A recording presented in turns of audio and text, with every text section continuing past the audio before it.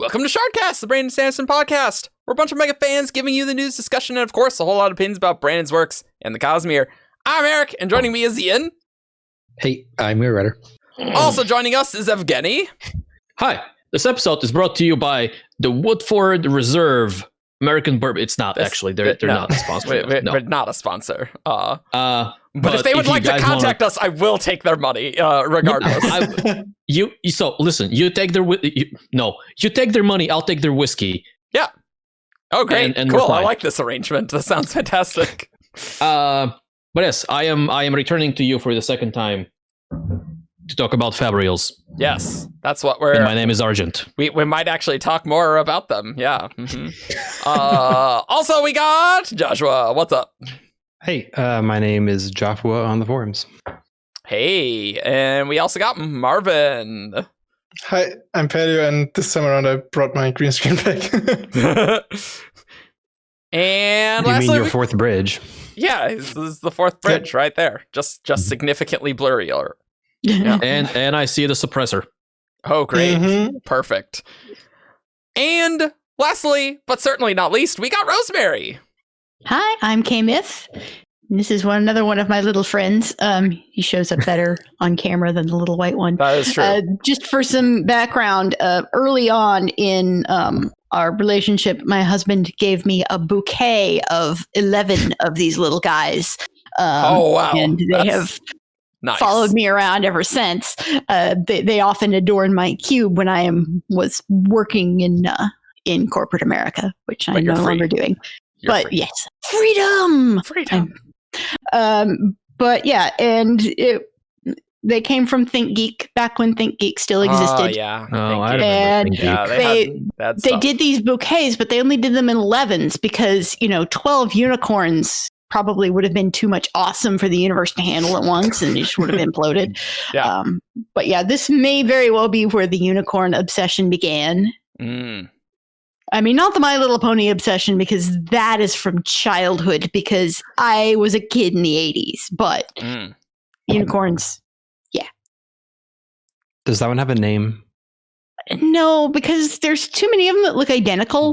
Because there's only 3 colors of them, and you got 11 of them, and there's a... Couldn't even have 11 different colors? Come on, thinking. I know, right? Well, I mean... They can't fix it now, that's for sure. Nope. And I'm Chaos. And today we will probably have, we will have many more Rhythm of War spoilers. And this time, maybe we'll actually talk about what happened in Dawnshard, which we totally did not do in the last episode, really. So we will talk about that. There'll be probably Mistborn and Cosmere stuff, but those are going to be the main things. So we have no rails. We press on the gas on a train. Yeah. Yeah. We're tanks, not trains. Yeah. It's a gas powered, nothing is stopping this train from being powered by gas or investiture. We just turn the investi valve. Turn on the Hop on a dirigible, and we don't have to worry about roads or anything. Yeah, but which polarity is our steel and iron? Oh no! All right, we're not going to talk about that though. We don't need aluminium to keep us on track. We can just go wherever. Let's talk about a few new things we learned, and we'll get into ancient Fabrials and Soulcasters, and that'll be in detail. But let's first talk about conjoiners and reversers, because we learned quite a few new things. Huyo learned some things. We learned stuff about aluminum. They got the fourth bridge and that glove. A lot of stuff happened. Okay, so I would like to set the scene for all of us real quick. Okay. Last episode, we went over... pretty much only just Navani's lecture on Fabrial mechanics, right. And we talked about different metals, and we touched briefly on the different types of Fabrials. And one of the Fabrial types we talked a lot about was the pairing Fabrials, right? Yep. Of which conjoiners and reversers both belong to. And in the most basic case, in the most basic sense of the definition, conjoiners are you have a gem and you split the gem and you put the two parts in the gem in two different devices, and the two devices mirror their motion, right? Spanreeds are kind of the most well-known example of this, although even they're not as understood on Roshar or on Earth as we would like them to be. And then reversers, same thing, except the motion is reversed, right? So you move forward and the other thing moves backwards. Now, leaving this basic case introduces a whole lot of opportunity for spiritual shenanigans and cognitive shenanigans and Brandon Sanderson shenanigans, right? And the first of these shenanigans, well, what do we want to talk about first? Let's start with orientation, because that honestly, that's a little simpler. Let's cover the material from Dawnshard, and then we move on and see how that is expanded on in Rhythm of War. So in Dawnshard, you have Rushu is trying to build a wheelchair, a Fabrial wheelchair, basically for Risen. And it's kind of funny because I guess she starts off not entirely knowing how she's going to go about doing that. She gives Risen a little lecture on how reversers work. So her idea at first is just to let her lift up into the air a little bit, I guess. But along the way, Huyo makes this accidental discovery with aluminum. He accidentally leaves some bits of aluminum inside of a paired Fabrial and causes some weird behavior that he doesn't quite figure out, I guess, what's going on. Rushu, while working on the problem of the wheelchair, realizes what Huyo has accidentally discovered, and sort of develops that a little bit enough to where she's able to build a reverser Fabrial that only works in certain directions, right? Yeah, right. It locks down certain degrees of freedom. Yeah. And so the way this manifests in Dawnshard, if you recall, is so Risen's wheelchair starts on the ground, and it has gems that are paired in a reversal fashion with gems that are attached, at least in the very first example, to an anchor that is hanging off a tree. Okay. Right. And so what they do is they engage the Fabrials, they turn them on, essentially. And when they lower the anchor, Risen's chair goes up. Yep. Now, without the aluminum discovery, what would have happened is if Risen wanted to move forward, that would have caused the anchor to move backwards. Right. And therefore, Risen would have needed to expend enough energy to move the anchor backwards when that happens. Right. But with the aluminum, essentially negating this plane of motion, negating the forward and sideways motion, all Risen needs to do is get herself up in the air, and then she can move practically she can move freely in the horizontal plane. Yep. Which is awesome. Raboniel in Rhythm of War, Raboniel refers to it as interfering with connection, which is what the aluminum does. So yeah. It's also maybe notable that the rotation is constrained a little bit too, because she does have some difficulty turning around with the anchor there. So that's something I think that maybe they work on later, I guess, as they're developing what the aluminum does. Maybe they're able to free that or lock that as well. Very particular aluminum, not cages, but how you want the aluminum to go around the gems or whatever. Yeah. I imagine they would still call them cages or at least housings. Yeah. Yeah. True. And obviously, Fourth Bridge uses that because that's how, they'll lift up and then, then you lock it at that height. And then, And then the chills pull you along. Yep. Yep, that is my understanding. Yeah. There's a couple more things going on with both the wheelchair and the Fourth Bridge. Yeah. And one of them is something that we learn in Dawnshard, and it has to do with the frame of reference. Yeah, we got to talk about that. So the very first time Risen and Rushu are kind of talking about reversers and pairing Fabrials and things like that, the experiment that Rushu does is she gives Risen a hoop, a metal hoop, essentially, and says, hold this. And then she holds one herself. Well, she doesn't hold one herself. She leaves a paired hoop just kind of hanging in the air. And so because they are paired in a reversing fashion, when Risen lifts her up, the other one goes down, and so on. And so Risen astutely notes that, well, yes, but the ship is moving with us. Like, even if I hold the thing just steady in front of me, I'm still going up and down, which means that the other one should be going down and up at the same time. To which Rushu explains that this doesn't happen because of some weird frame of reference and perception stuff. Essentially, when Risen is on a ship, she perceives, or maybe the Spren is being perceived as sharing a frame of reference as the other linked hoop. And so because both objects are in the same frame of reference, movements that are introduced by the frame of reference are ignored by either one. And so, yeah.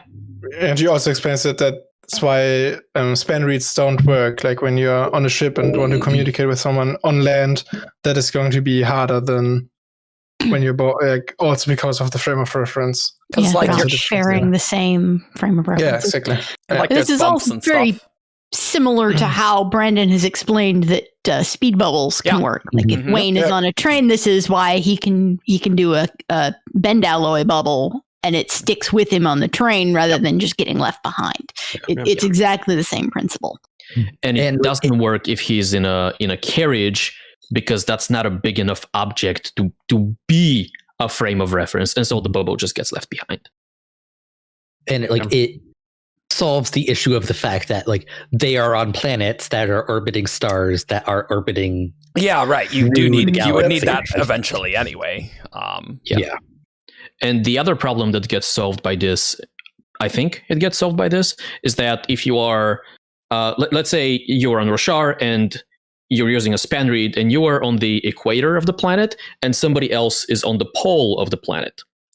And so when you move your reed directly north, that to you kind of moves parallel to the surface of the planet. Right.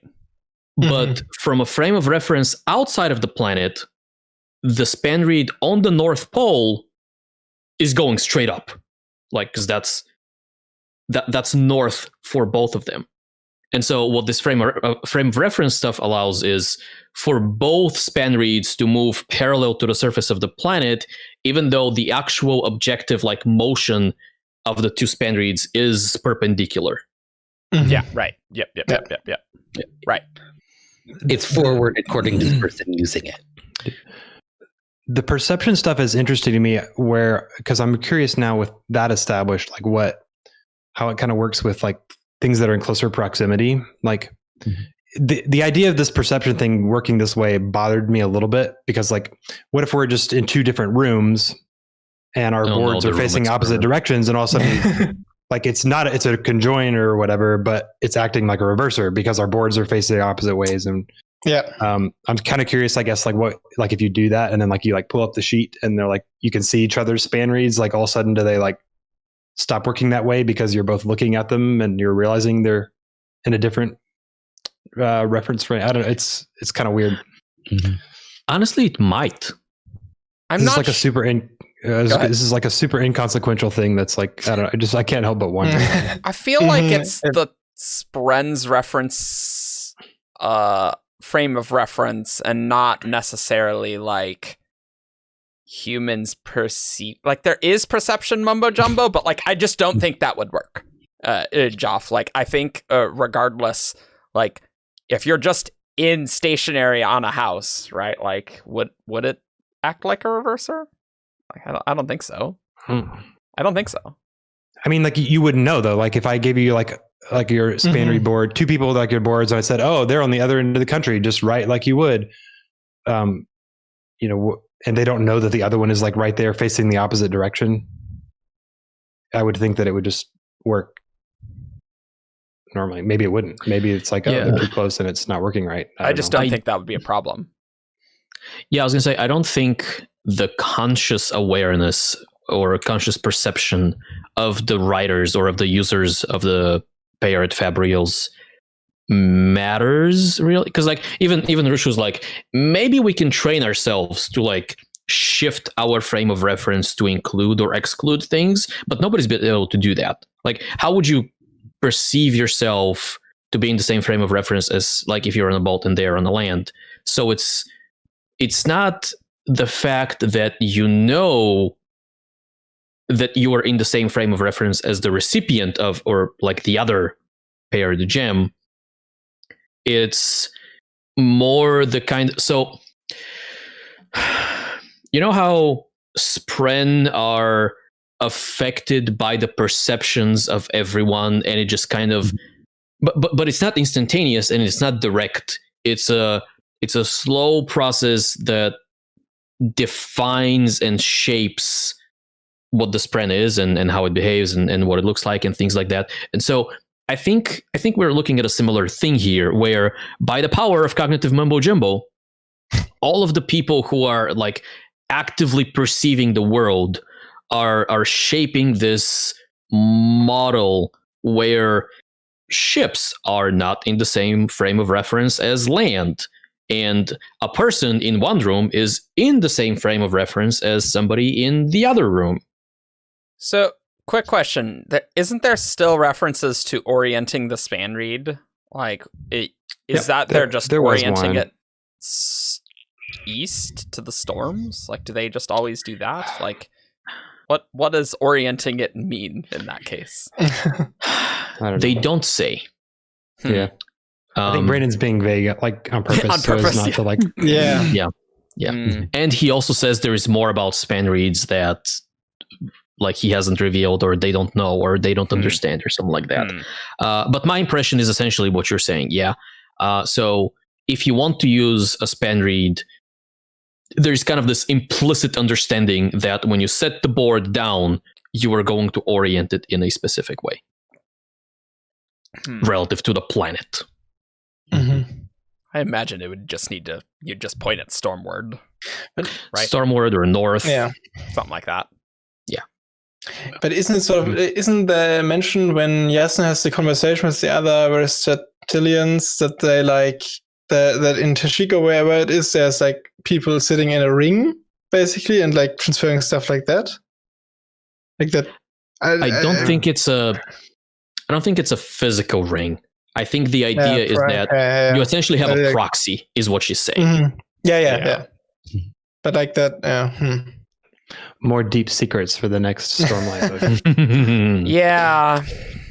Yeah, it is interesting how, like, if they're conjoined, they're moving either together or oppositely, right? And how the gem would be oriented. Yeah, gem orientation is one of those things that I've mostly thrown out of the window, I think, at this point.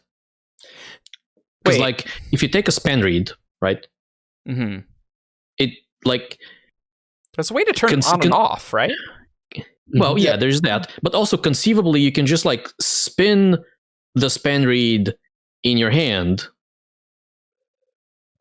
which, by the way, will also spin the other Spanreed. Sorry, what I mean by, like, you can turn off the Spanreed is, like, obviously if I pick up my Spanreed and I move it 6 feet over, that's not, like, I have to, like, activate it before they actually do stuff. Yes. How does that work? Is it just like Stormlight?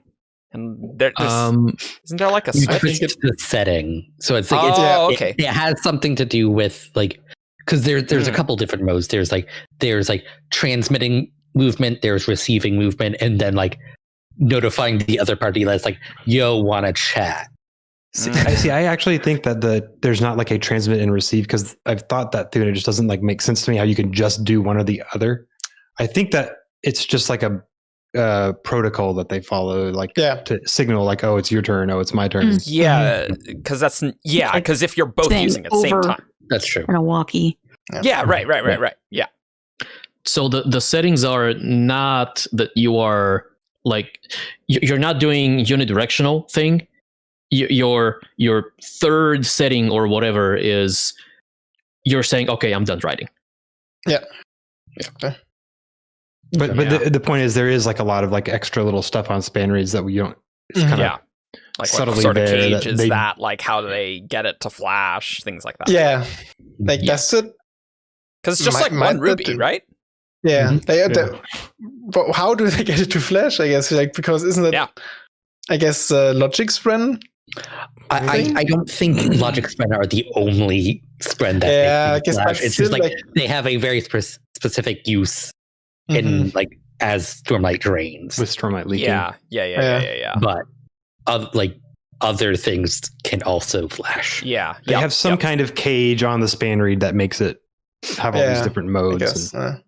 Yeah, that's very interesting. I'm just imagining how turning on and off the Spanreed actually works in the cage. So I feel like maybe they rotate in such a way that one of the metal doesn't touch it anymore, and so I guess it just doesn't have an effect. I imagine it like a circuit.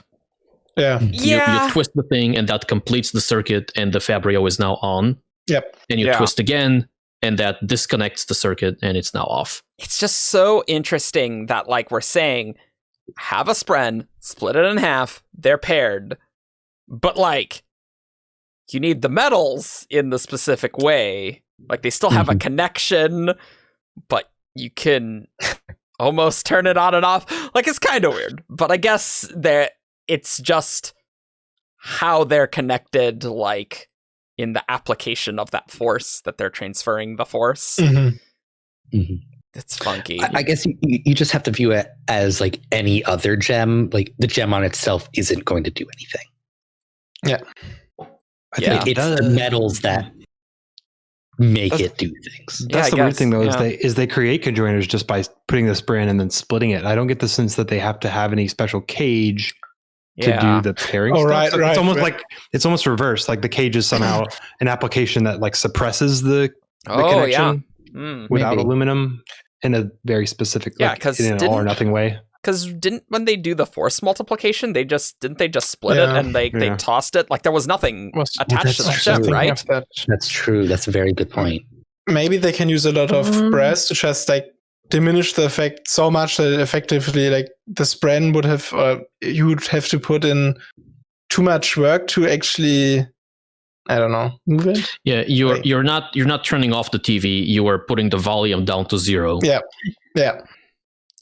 it's just interesting because like what I would expect if it's like, oh, I have paired ruby, how do I turn them off? I'm like, aluminum, but like that's not what they're doing. Yeah, because like that was a new discovery, right? Like aluminum's too new for that to be the weapon. Right.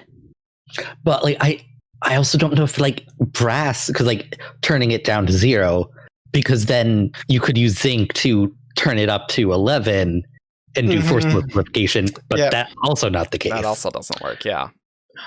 All right, we're deep in it today, guys. Disconnecting the ruby from the reed or something. I don't know. I mean, to some extent, I feel like that's also just like Brandon is now trying to introduce a lot of concepts into this and explaining Spanreeds, and like at the beginning, Spanreeds were just cool Fabrials that you can. Yeah, it's just like the cages are magic. Like the issue that I had with that Rosemary of just like turning it off so the Spanreed doesn't move. Like if I'm physically moving the gem, it's gonna be. I don't want the other one to move if it's in Tashik, right? Like that's the problem that I see, right? Because you need to be able to move the board around, otherwise this entire thing is pointless, right? So in this book, more so than the others. In fact, I think this is something unique to Rhythm of War. They talk about, so there are two concepts when it comes to pairing Fabrials. There is the act of pairing the two gems, which is presumably just, trapping a spren, splitting the gem, and now you have two paired ones. And there's also the act of conjoining the two Fabrials or the two gems, which is explicitly the thing that like turns on and off the pairing. And so the way they talk about conjoinment sounds like something that's been there, for ages, or for as long as they've known about pairing Fabrials. And so it has to be something to do with how you can take a Spanreed, you can take a reed in a Spanreed and like twist the gem, presumably in and out of alignment with its cage in some way, to disjoin it. To disjoin, yeah. Change the polarity. Yeah. Probably what it is. There's the secret. Yeah. Damn polarity. Yeah. I don't know. I kind of forgot the difference. Honestly, I really gloss over these. It's like... I also just did a word search for like Spanreed and orienting them. And I feel like that's something that Brennan only like became aware of because I've only found reference in Dawnshard and Rhythm of War. Like there's nothing like that in at least in my version of Way of Kings and Words of Radiance. So and Oathbringer. So I mean, the orienting them is just as simple as, all right, so which way is it going to go so that it actually writes on the paper and not on the desk upside down? Yeah. But I feel like that might be... I don't know that you're necessarily doing anything to the read other than just confirming which direction it's going to go when you let it loose. I feel like there might be contradictory things like in the earlier books maybe where like Ren is like not that conscious of orienting them. So it's a mess. I think that's exactly what's going on. I think Brandon had a cool idea for how Spanreeds were going to work, and he had a cool idea of how he was going to take that technology and like expand on it. And he didn't necessarily have the science. And now that he needs the science, he's actually starting to dig into this. And instead of like retconning something, what he's essentially saying is, well, previously I just didn't provide you with all the details because they were not important. But now that they're important, let's talk about orientation and stuff like that. And aluminum. Aluminum so, is the life hack of the Cosmere. You're silly. So do we want to talk about aluminum, what aluminum does, right? So let's talk about aluminum. We see it do two things. One is isolating the planes, or you could do it in a certain vector, so I could make my gem move in together, up down, but I can move freely horizontally. And then the other thing we see them do with it is this Tomor's personal lift that he creates, where she's able to point it in different directions, and they can still pull their end, horizontally in one direction, but she can kind of disjoin it, point one way, and join it, and then be pulled in that direction, right? Maybe the version that Kaladin uses is easier to conceive, like, because the weight that the glove is connected to always goes down. Yeah, right. But what Kaladin can do is he can, while the thing is disjoined, point in any direction, and then conjoin the glove with the weight, essentially. And so when the weight moves down, the glove moves in whatever direction it has been conjoined in. Yeah. I have a question with that glove then. Oh boy. That glove is nothing but questions. Yeah, like aching arms.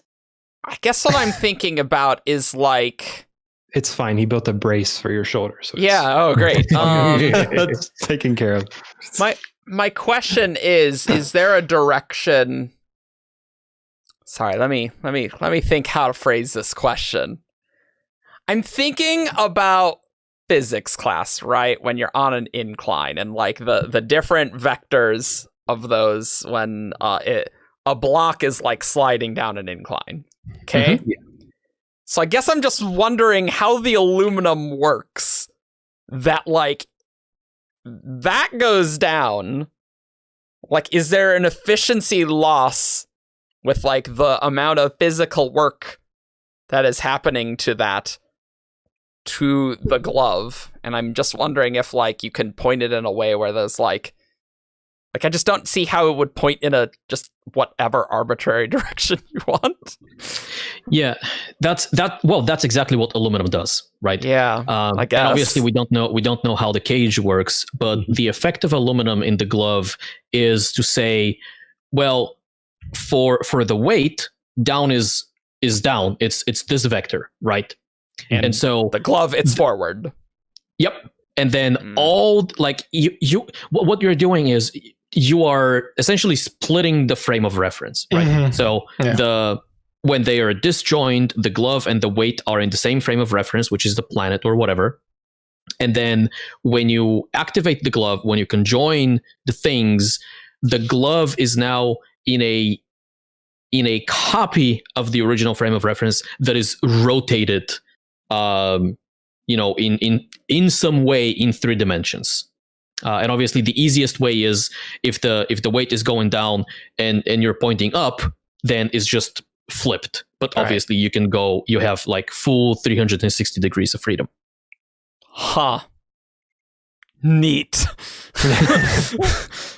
So there's an implication that this gets used in some way on the 4th bridge as well, because Navani makes a comment that it isolates the plane. It's that one.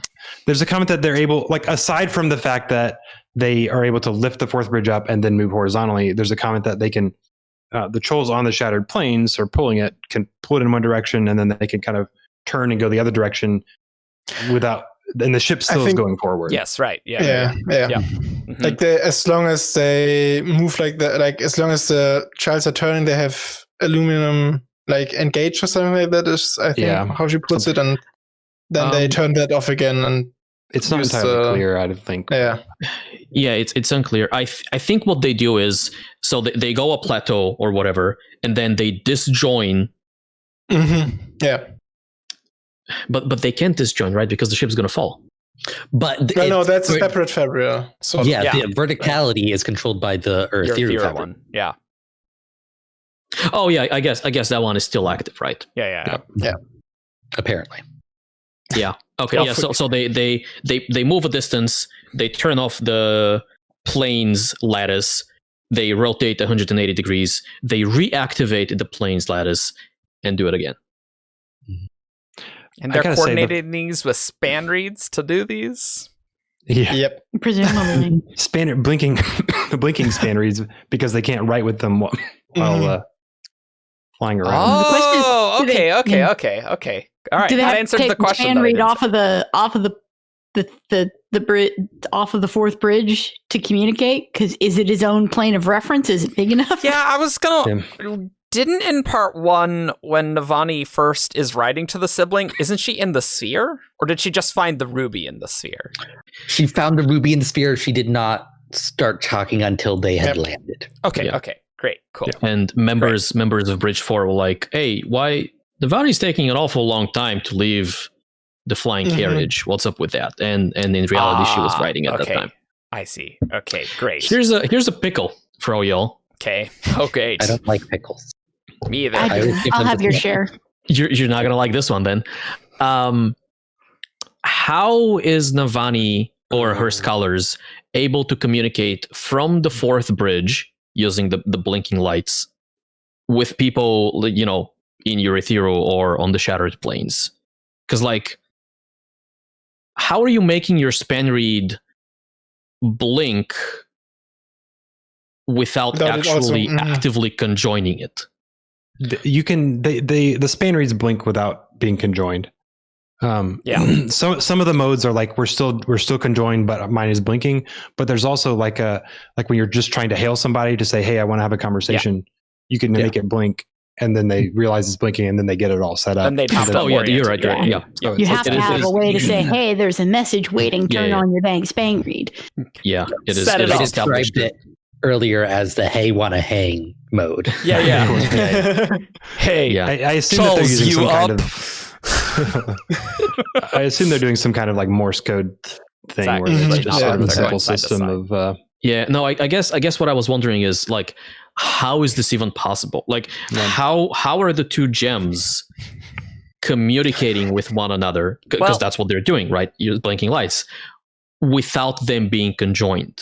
Well, I mean, they're always connected. The two spren are always connected. You can't undo that connection. What the conjoining does, I keep knocking him over, is actually activate it for movement.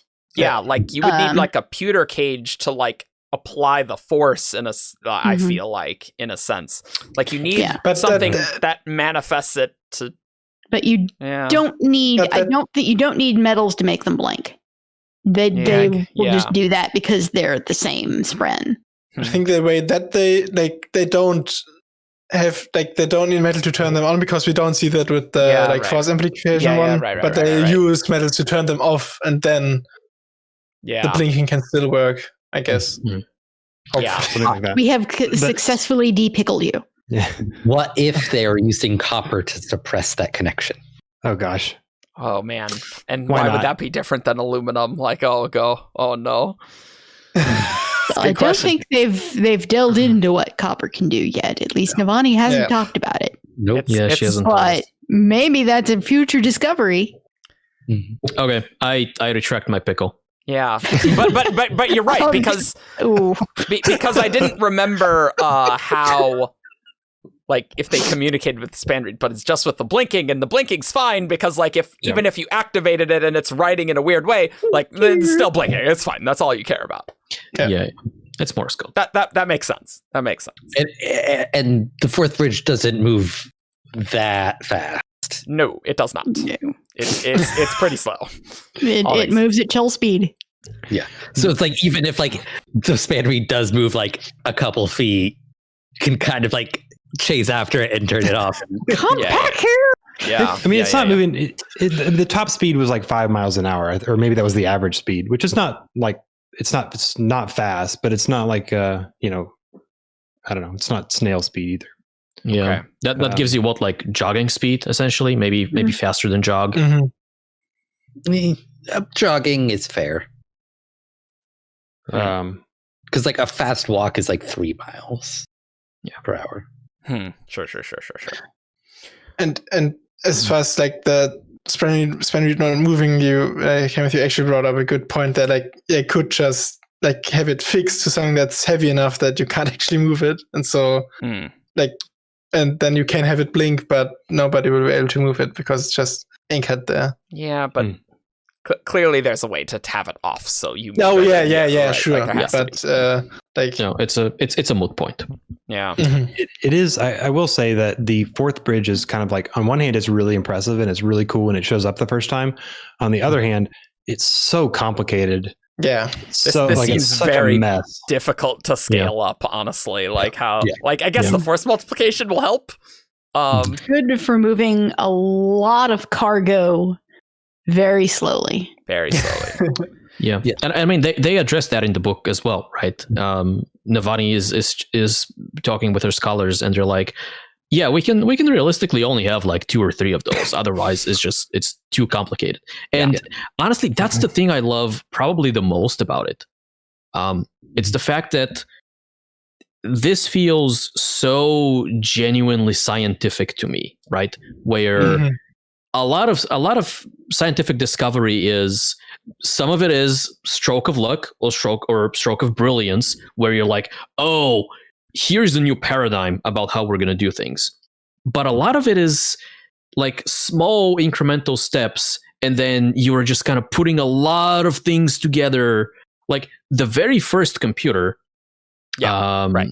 What was his name? Something Babbage? Conrad Sousa. Yeah. The very first one. Yeah. That one was Babbage. Yeah, Charles Babbage. Yeah. It was like a very, very complicated abacus is what it was. Right. But you need these steps to like see, okay, well, so the thing that we've been talking about, it can be done let's talk about optimizing. Let's talk about making it smaller. Let's talk about making it more efficient. Let's consider a different fuel source and things like that. So the fourth bridge feels right to me. Yeah. It's very much Gen 1, and presumably we'll have much fancier things later and much more hand wavium, I assume. It'll be nice if they get the how to like not need the Shattered Plains Fabrial. It's like if they could just have a whole bunch of vertical Fabrials to get it up there, and then figure out some way for it to like move under its own power. Yeah, they had the propellers on it that they just were saying weren't like not efficient enough. So it'll be cool if they can just get the propellers working and then just like any jet fuel, like put some sails on it. Like honestly, right, yeah. I guess that's what they can do. Sails on something that's floating don't usually work too well, because the only reason it works on boats because you can steer in the water and you've got the resistance of the water to move you in different directions. This is why you don't find sails on airships. You don't want to put those on a dirigible because it's just going to frack you up. But like, what if you're locked in a certain thing? Like, I don't know. You need the friction to be able to steer. Yeah, that makes sense. How about we talk a little bit about the force multiplication thing they discovered, because I feel like that is going to be ridiculously overpowered. Like, this is insane. I don't know how you could possibly think that. Yeah. Jeez. I don't think it will be as bad as I don't know. So what happens is Navani is experimenting with two paired gems. She wants to find out if she's able to take the Spren out somehow and recombine them. And she's, I guess, tried doing that before, and they haven't been able to have success getting the Spren out. When Rabonio gives her the dagger, she says, hey, maybe I can take the Spren out of this gem and take it out of the other one and combine them into this larger gem, and will the Spren recombine? So she takes one of them out, and then I can't recall. I think maybe she gets distracted. Rabonio comes in or something, and they're having a conversation. And she goes to pick up the dagger, and the other gem moves. She notices that it moves, and it kind of surprises her because she assumed that they would have been disjoined, that they would have been kind of separated. Their connection would be separated from each other. So then she goes to pick up the other one, and I think I might have that reversed, but she picks up the other one. I think the dagger is the big one. Yeah. So she picks up the dagger, and then the small gem moves much further than she does. With it. And so they kind of have this kind of mind blown moment. And Rabonio asks, is it force multiplication that just happened there? And Navani makes some comments about how she assumes that energy should still be conserved and so on. That she says that she thinks that it will use more stormlight when it's behaving this way. Yeah, and moving the larger gemstone will be more difficult in equivalency to the work done by the smaller gemstone. Yeah. So I was actually toying with this. I actually posted sort of a theory, I guess you could call it, the other day. What did it say? About this thing? And I was comparing it to pulleys. Like, I think it's basically like a pulley system where you're able to basically leverage more work by using the system to move something. The trick with the pulleys, though, is what happens is to be able to get that force multiplication where you can like lift a weight with less force on your end, you have to move further. So that's kind of the flip side of it. So like if you were to apply this to the fourth bridge and you want to say, hey, I want to like be able to pull the fourth bridge with less force, the trolls that are pulling have to walk further. So if you want like twice as strong, you have to walk twice as far to get that same. Does that make sense? Right. Yeah. Or you could do it the other way. Maybe you want the trolls to be able to not have to walk as far in the Shattered Plains, but they're going to have to pull harder to make up that advantage. That was my impression on how they wanted to do things, right?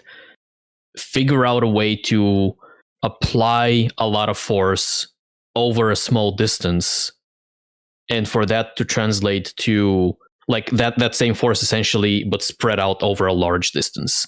And you can probably do that with like windrunners, right?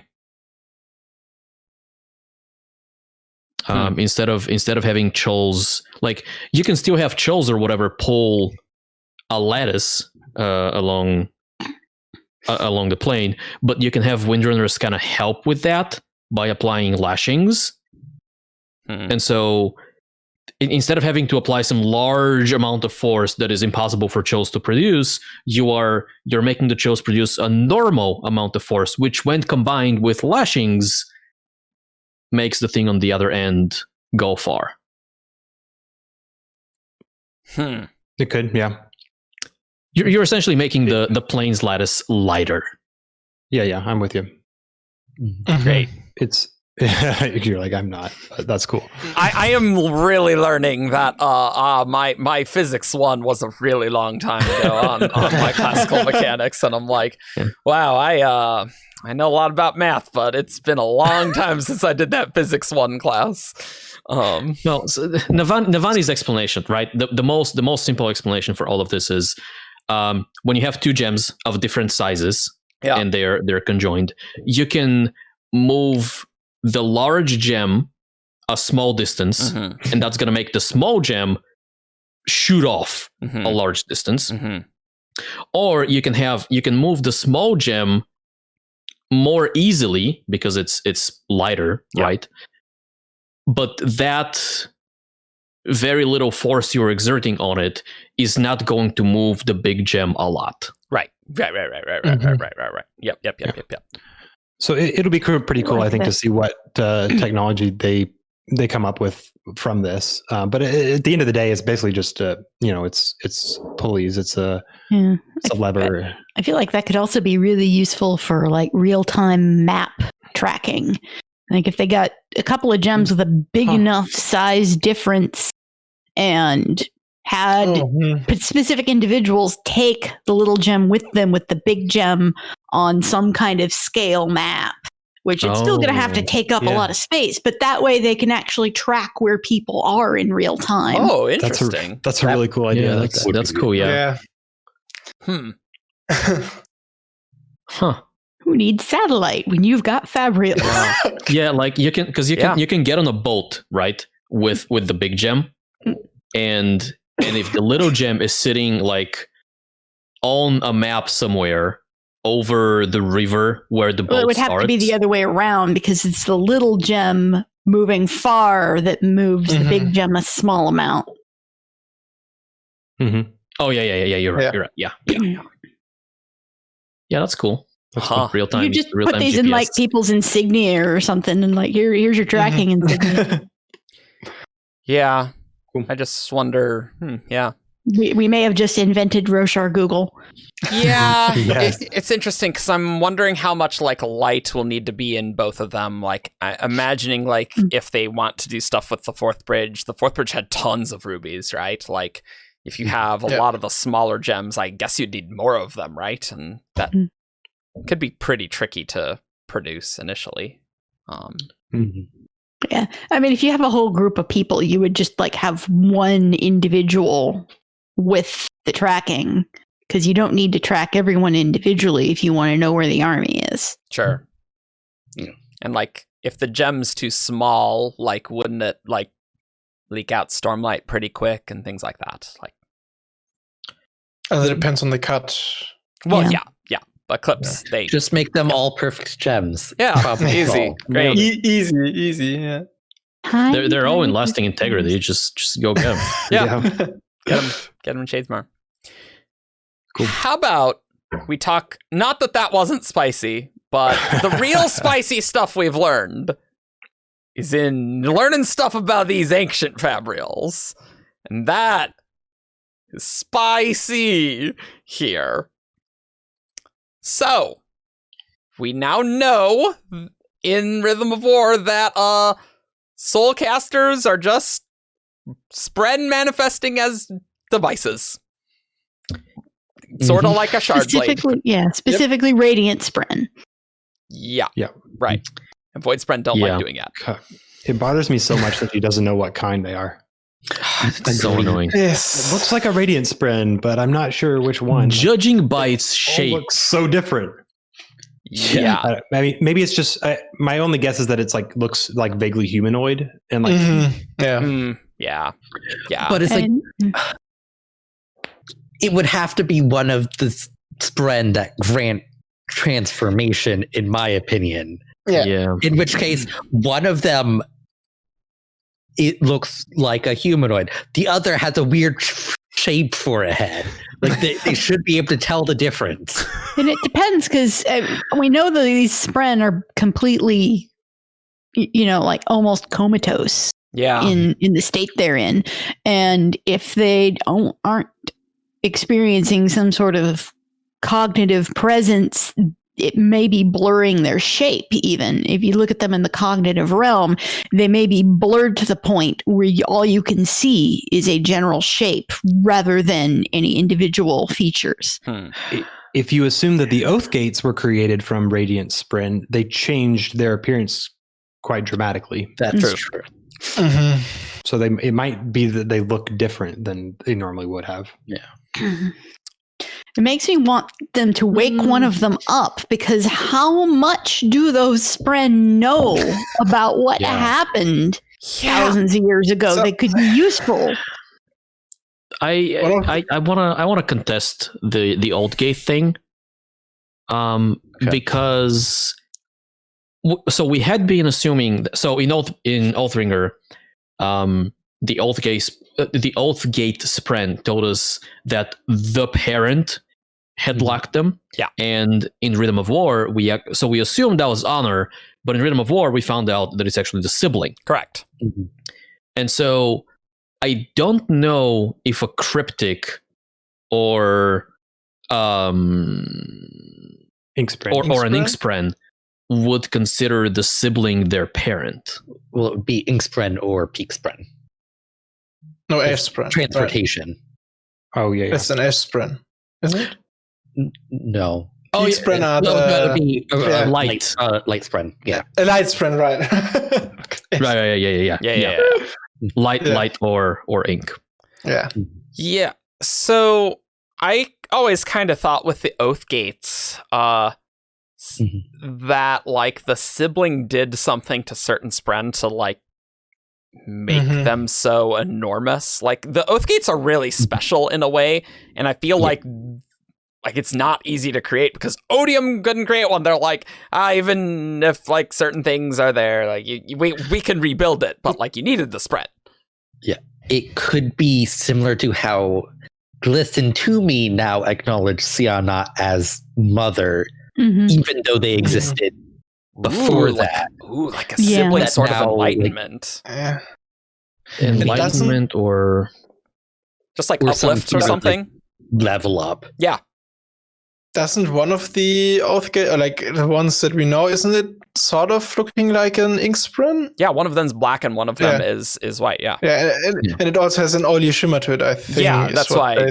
So like an each, they're paired an ink Spren with a light Spren that have each been changed. Yeah. I can buy that. Yeah, I can accept that. Just I like think souped up versions of them, right? Yeah. If Honor Spren are juiced up Windspren, like Windspren juiced up by Honor or whatever, then we could be looking at a similar relationship, although obviously the sibling is not on the same tier as Honor, and so they can enhance Radiant Spren, but they can't quite transform them in the same way. Yes, that's interesting. It's also interesting. The Oath Gates are like, of the ancient Fabrials, the Oath Gates are like, and Eurythir itself, by far the weirdest of these, right? Because the Soulcasters, those Spren are like comatose, but the Oath Gate Spren are not. Like, they're not at all. Like, they can talk. Why is They that? may not want to talk to you, but they can. Yeah, why is that? That's a good question. I mean, the sibling isn't either, and has manifested out like a lot in Eurythir, so yeah, because my issue with the ancient Fabrials is like, why would a Spren even do that? Because I think we've talked about this before, because it seems like a Radiant might be a little more useful than like, I am a device, hey, what's up? I mean, how long have these ancient soulcasters been around? Are they pre or post recreants? I'd also say pre-recreants. Yeah. Maybe these are a few radiant spren left over from after the recreants that went, we want to secure some kind of legacy. We don't want to rebond someone, but we still want to help. Maybe it was like that. Some spren decided, like, after having lost one of the radiants, okay, I'm going to serve for some time as a soul or like as a device, because I can't have another human again, because it just would remind me of my old one too much. And so I'm still going to serve a purpose and serve as a Fabrial. And then eventually it's okay, I don't want to do this anymore. I'm ready for another human. I do want it to be reversible in some respect, but I don't quite understand how that would work if, like, the spren is, like, seems comatose. Like, well, if you can figure out how to revive them, presumably, if they really want to go back to being a soul caster, they could tell you how to put them back. I feel like we're mixing up two things maybe here, unless I'm misunderstanding. I think that the fact that they're kind of comatose is not normal. Like, I don't think that I don't think they were like that at all times. Because she compares it to, she looks at the Suppressor Fabrial and sees that it's a void spren in the cognitive realm, but she notes that it is, it appears to be more awake. Whatever the word is. True. Just doesn't want to talk to them. It refuses to speak. Yeah, I 100% agree. It's like them being comatose is not how it's supposed to be. Yeah. And I would have guessed, I would have assumed that it was something with the Ba'ado Mishram's capture, maybe, except that the Oathgate spren aren't.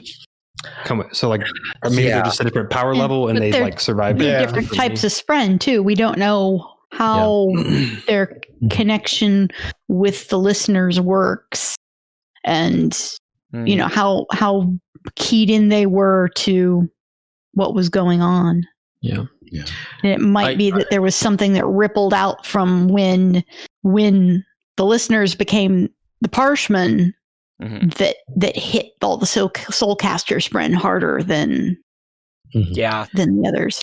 I like that. And I feel like the Oathgates probably still are a special case, like, no matter what, among these Fabrials. Like, I don't know. They gotta be, right? Like, they're if it's so special that Odium realizes its tactical importance. They've been around thousands of years. Odium, It's like the Oathgate spren are huge. The Soulcaster spren are tiny. Like, it might have just been like Oathgate spren were big enough to weather the storm, like without being affected. They were created using Honor's Truest Surge. Sure. Yeah, great, thanks. I am glad they've had the spiritual integrity to survive the recreants. Oh man, maybe last episode we should have talked about the spiritual integrity thing, because we definitely just like joked about that constantly about this one wob free Rhythm of War. Thanks, new listeners. You're probably not totally confused, but he just said metals have a spiritual integrity, and that's why they have. That's why they're special. So some questions about soulcasters, and I guess other spren created Fabrials. The prime example we have is soulcasters as being the most numerous, in a sense, right? We do, however, have a regrowth Fabrial here and there. Oh, right. Yep. Starfall's Vision. There was a regrowth Fabrial. Yeah. And Nail uses one to resurrect Zeth at the end of Rise of Radiance. Right. Sure. So, few questions. I understand how the spren could turn into the metal cage, right? For the Fabrial to work. So they're like god metal-y things, so yeah, sure. That checks out.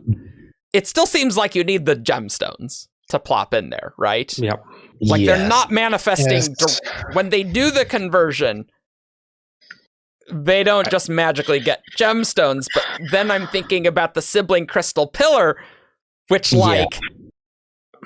that seemed like that was always there because that's the sibling's heart. So not only that, but also, so Urithiru is full of like Fabrials that do more mundane things, but are of the ancient prototype, right? So yes, you've had a bunch of Spren that have manifested as lifts or water filtration system or whatever. Pressure Fabrials, things like that. Yep. All of that stuff. Although some of these functions are just the sibling themselves, there is a bunch that are just regular. And so when the Fused moved in, they replaced.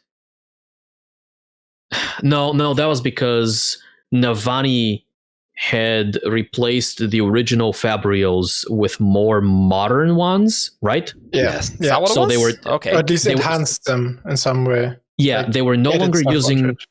the original lifts as they were. They were like, oh, the ancients, they had lifts, but also we figured out how to make them better. Right, and those the ancient ones there, like it's not clear if whether they use Tower Light or not. So like you'd probably want to replace them with they did. Yeah. The sibling says Tower Light was what used to power all the Fabrials. Right. Okay. So Navani would have needed to switch them to get them to Stormlight because that's what they had. Yeah. I wouldn't be surprised if a Fabrial worked on Stormlight. Oh, did they work on Stormlight? I think so. Like because otherwise, how would I? I guess I'm going with like if they replace them, then that is a good reason to replace them. But it seemed like I think where that was mentioned that they had beta versions, it was like after a few days they had finally replaced the lifts. Like it wasn't, they didn't come in and have the lifts with them, I guess. So, but they were higher up before that, I feel. Yeah. It's like, I don't think they switched it to fix the power issue because they wouldn't know there is a power issue to be had. Yeah. They switched them because it's like, oh, the old ones were broken. It's like we figured out more efficient versions of these. But oh right. Okay. Back to the Soulcasters. When we talked about the gems. Yeah. I mean, we know that every once in a while, a Soulcaster gem will break. Right. Yeah. Because it happens. And so I don't think that they were manifested by the Spren. I think that's their fuel tanks, essentially. You got to put the gem in there to feed the Radiant Spren enough Stormlight to make the transformation happen. Yeah. And then the gems just crack under the stress every once in a while. And the Fabrial Soulcasters have this, I guess, unique limitation that, or like, as opposed to Radiant Soulcasters, they have this limitation that they require a pole stone to create the essence. So, right, yeah. Like, and there's the difference. Yeah, they just need. There are gemstones that can transform into all 10, and they. Oh, right. Only have 3 stone. Right. Yeah, there's the whole attunement thing. Oh, God, I don't want to get into that. Oh, God.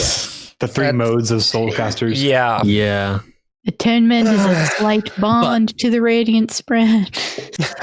The way I viewed it is that, like, when they were initially created, they probably created the first gemstones, but then those could be interchanged as needed, which is a little weird if, like, the gemstone is part of the Spren's body, but I don't know.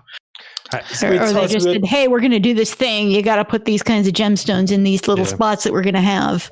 They may have just told them how to make it work at first, and then did the thing.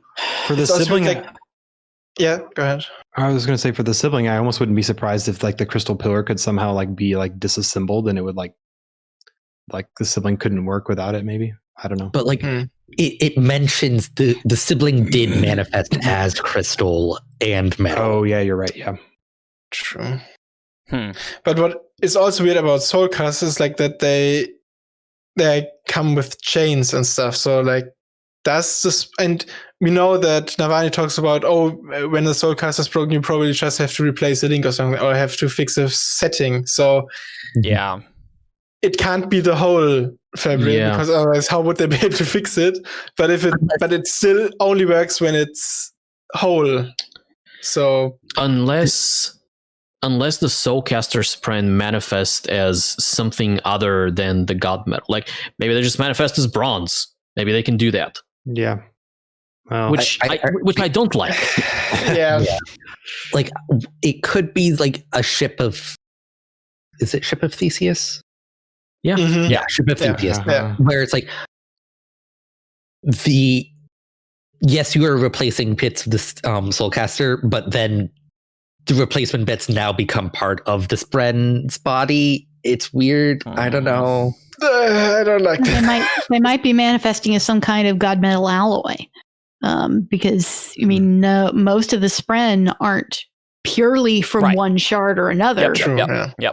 It could be an alloy with a terrestrial metal. It could be an alloy between both the cultivation and honor god metals. Yeah. We don't know enough yet to really dig into it. There's just that's so a many good point, actually, because atium alloys are presumably not. Even so. And so. The reason this is all funky and we're confused by it is because on Roshar, when Spren manifest as metal, at least most cases, they manifest as a nearly indestructible metal. They manifest as shard blades, they manifest as shard plate, and now we know that plate is not even radiant Spren, it's just a bunch of cousin Spren, so to speak. So it's that's a factor that plays into this. And so if they manifest as indestructible metals, then how can they manifest as soulcasters, of which we have seen at least one? Well, we've seen one that's been like cut by a regular blade.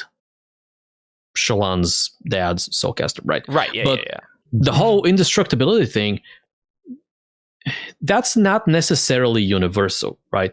God metals on Scadrial are not necessarily indestructible, right? Sure. ATM is presumably not, and ATM alloys even less so. Mm-hmm. And so, or Racium. Indestructible. Mhm. Is it? I don't think so. Like it blows up. That's So yeah. Well, so it doesn't actually blow up. She's just like, we have to get every bit of the racium. Yeah, but Right. then she gets distracted. Like that scene is a little tricky, right? Because they do the scene, the explosion happens.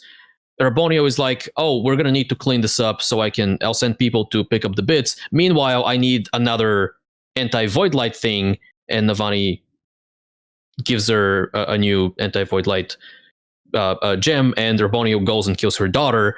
And then later on, it is revealed that Rabonio actually never sent the servants to pick up the pieces, because that is the dagger that Navani later uses.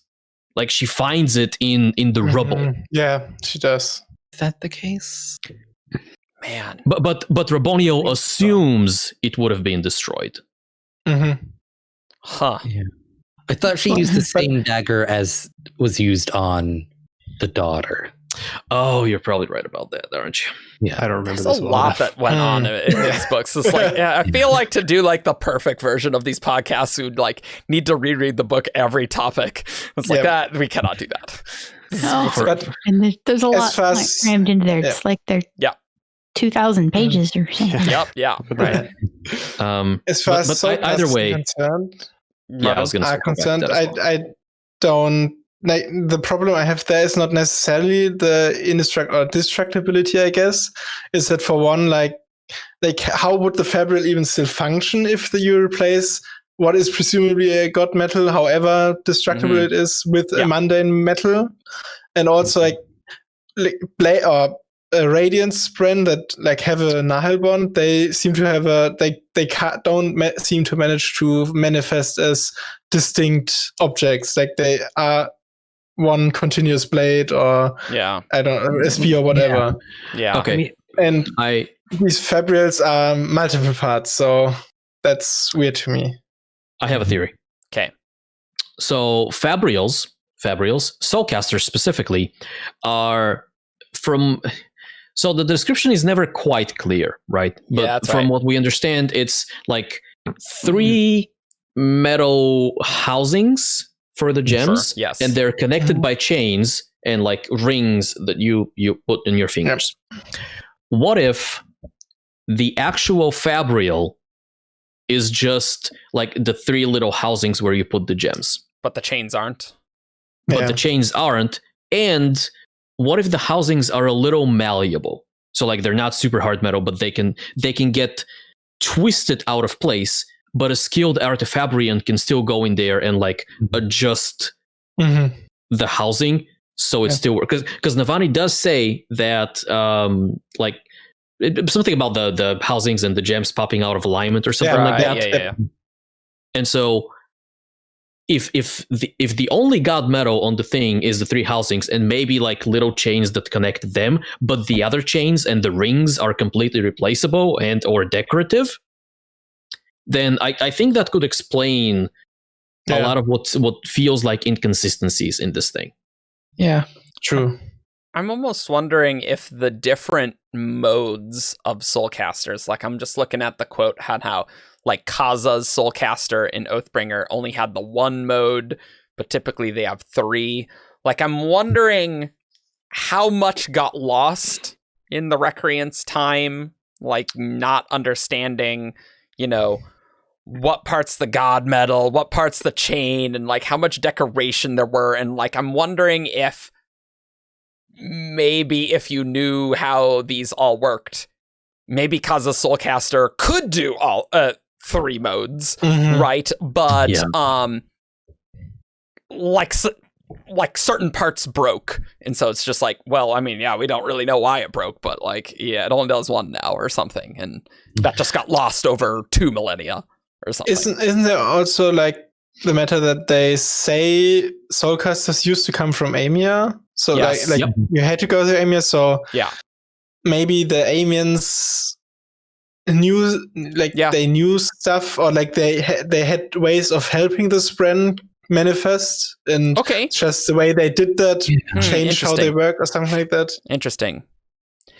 And if I'm remembering correctly, like the full 3 that's mentioned in Kaza's, but I remember in Way of Kings, Shallan was like, oh, Yasna's soulcaster works in all 10, but that's just because she's Radiant, right? Like there's no soulcaster that actually does all 10.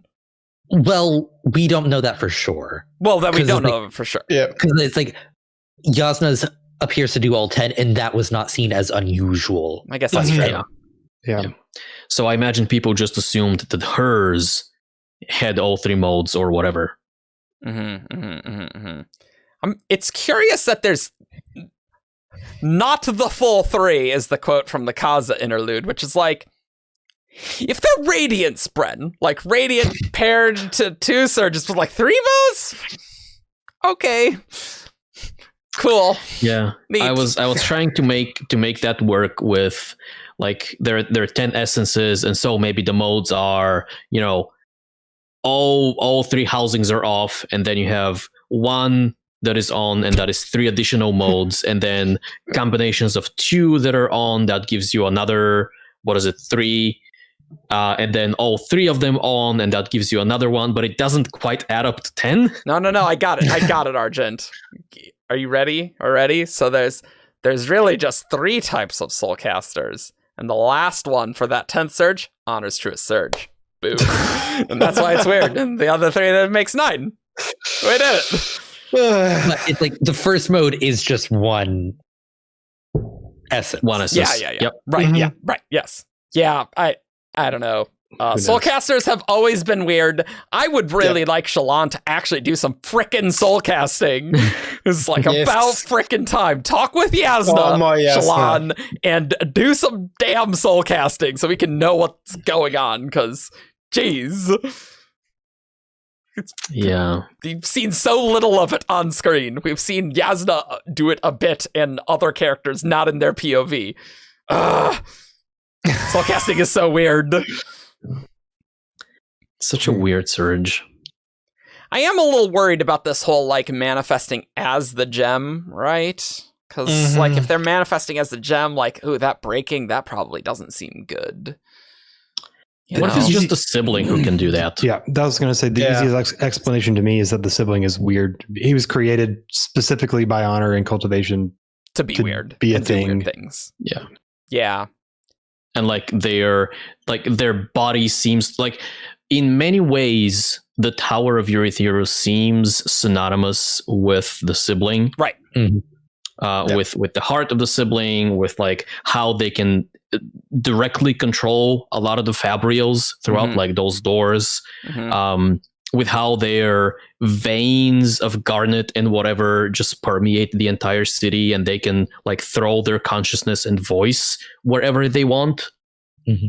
So in many ways, they are a very, very weird manifested spren. Yeah, we can't exactly generalize much with those. Yeah. But I do have another question about manifesting spren. Okay. Is that in the past, they were able to manifest sub-spren as lesser Fabrials, like the lifts or what have you. Yeah, I guess they would have to. Yeah, you're right. Yeah. Yeah. So how do you convince an unintelligent spren to do that? Well, maybe it was just like the sibling said, like, I don't know, like the sibling was responsible for that in some manner. Like it had. Or the sibling has a way of communicating with them that humans just can't grok. I've been under the impression that the lifts are part of the sibling and not individual. But there are others that are individual manifested. Do we know that they had things? I guess maybe Raboniel at some point says, "Oh, we had these in the past." Well, it's like it was definitely possible because, like, I can't think of an example of a lift Fabrial that we know is an ancient Fabrial that's not part of the sibling. There, because Raboniel remarks about there were Fabrials added on to the system. Yes. That I don't think were like in addition to what like the modern people did. So would you that almost, I mean, wait a minute. We totally have an example. The whole Militia Fabrial thing that, right. like, isn't, like, wouldn't that have to be some sort of spren that was persuaded? But, like, does do soul casting things that could have been a Radiant spren. Well, sure. Sorry.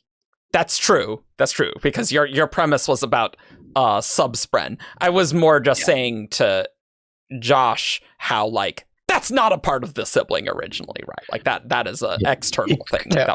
But it also you could say that you could suppose that like it was just added to the sibling. But it's powered by Stormlight. Yeah. So like I think it's external.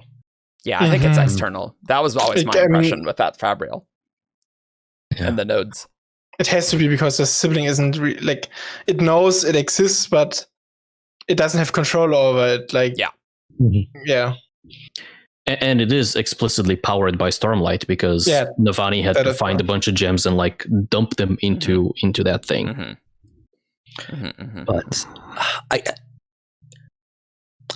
guess my point is like the siblings' whole thing is like, oh, you need to stop like trapping spren. Like the way the old people did it was okay, but like what you're doing is bad. But like, how did they do it the old way? Yeah, with the other spren. What's the difference? Please teach so that we can stop making you mad. I mean, it could be akin to like training animals. Yeah. Because we don't know how sentient subspren actually are. I mean, obviously, a lot of the times we see them, they seem very primal, very animalistic, but maybe there is some ability there to like impart commands on them. Maybe the siblings' issues to me seems more about caging them in like in small confines rather than just like the fact that they're Fabrials. Like I don't know. I guess maybe there's a way to like give it something that it wants. Like obviously, even the Radiant spren, like it's kind of weird that they're willing to do this. So I assume that they're getting something out of it. Like there's something about it that they're happy with. Yeah. So I guess I can imagine that it's the sibling sees it as okay to allow one of these non-sapient spren to manifest physically, and that it can like make that choice with its limited understanding, willingly, without it being trapped in a cage. I mean, We do know that the base Spren have some level of emotional awareness because of the piece where Syl is looking at the shard plate and saying, that's fine because those Spren are happy as they are. Being shard plate makes them happy and they are content with their lot in life. So it might be that the Spren that Navani are trapping are not terribly happy about being trapped and they're upset and nervous, and the sibling can pick up on that, whereas the humans aren't going to have any idea. Maybe it's also that maybe it's just because this you can only have played when you are radiant and have a radiant Spren. So maybe the lesser Spren just need a radiant Spren as a guidance of sort or something like that. So they need a higher Spren to maybe, I guess, lend them a little bit of that connection. Yeah, I guess. Sure. That allows them to manifest. Because it is weird that all over Rosha, we don't see any Fabrials apart from the modern one. Apart from Oathgates, Soulcasters, and modern ones. Wouldn't they have had more Fabrials if they were able to just simply manifest them? Which does sort of indicate that it's super rare, right? Even though the regular Spren can manifest as devices and are more willing than Void Spren to do so, still seems like it's pretty rare, and it was pretty unusual even in olden times. Radiants were almost easier to find. Yeah. Maybe it's something that is tied specifically to the sibling themselves, right? Because we only see those in Eurythero. Well, but I mean, the sub-Spren Fabrial things? Yeah. Okay. Yeah. Okay. Yeah, it's kind of funky. It's also just really interesting how the ancient Fabrials, the modern Fabrials, the action is the Spren in the gemstone, whereas in the ancient Fabrials, the action presumably is in the metal that they manifest and not in the gemstone, right? Because gemstone can just be replaced, and that doesn't really matter, right? Yeah, but so with modern ones, I think that is because Artifabrians are looking for ways to induce specific effects or to force specific reactions from the Spren. They can't communicate with the Spren and say, give off heat, take away my pain, and things like that. And so Downard just needed a really good pain reel. Yep. Odium hands him a pain reel. And so the way they have found how to do that is by using different gems, by using different metals, and so on, because Spren are fundamentally they are repulsed by certain metals, or they are interested in other metals, and that makes them perk up and express their attributes and whatever. But with ancient Fabrials, the Spren would have already kind of wanted to do the thing that the Fabrial is going to be doing. This Spren wants to go up and down, this other Spren wants to attract water, and things like that. And so you don't need all of these very specific external stimuli to make that happen, because the Spren already wants it to happen. So I think I've said this before. Maybe I guess I'm leaning towards the idea that when these Spren manifest, that part of them at least manifests as mundane metals that do these things that Fabrials would do with those metals, because I'm just skeptical of the idea that Brandon would give us all these part 1 epigraphs of here's all the way that these metals influence Fabrials, and then the next book say, well, we're not going to have these kind of Fabrials anymore. These are old news. Now we've got new Fabrials. The metal has to still matter, I think. Yeah. And I think that's going to go into the compromise between the sibling, because I don't think the ancient way of doing Fabrials is going to be enough for what they need to do. There needs to be a compromise between old and new. Yeah, I feel like that was also the point I was about to say, is that maybe the fact that the Spren manifest as metal means that they cannot be further enhanced by other metals, because some stuff like it, you have to have a gem in order to do stuff with it. So the compromise might involve something that doesn't leave the Spren trapped in that way, but still allows you to like apply these modifications somehow. Yeah. How that might look, I have no idea. But I like the idea that you couldn't necessarily enhance it more, because you couldn't like use zinc to make the Spren manifest more strongly in an ancient Fabrial, because it's just not what's happening at all. The Spren is not in the gemstone, just straight up. Like, that is just not the thing that is happening here. Two thoughts. One, this idea that maybe you could convince the lesser Spren to form into an object kind of reminds me on how like you actually sort of do soul casting, right? You have to persuade the thing to turn into another thing. I don't know how that's related, but like it feels like that. If that's how it works, it's kind of a similarity.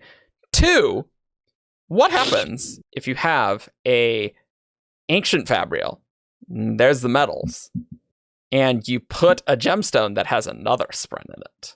Like, what would even happen there?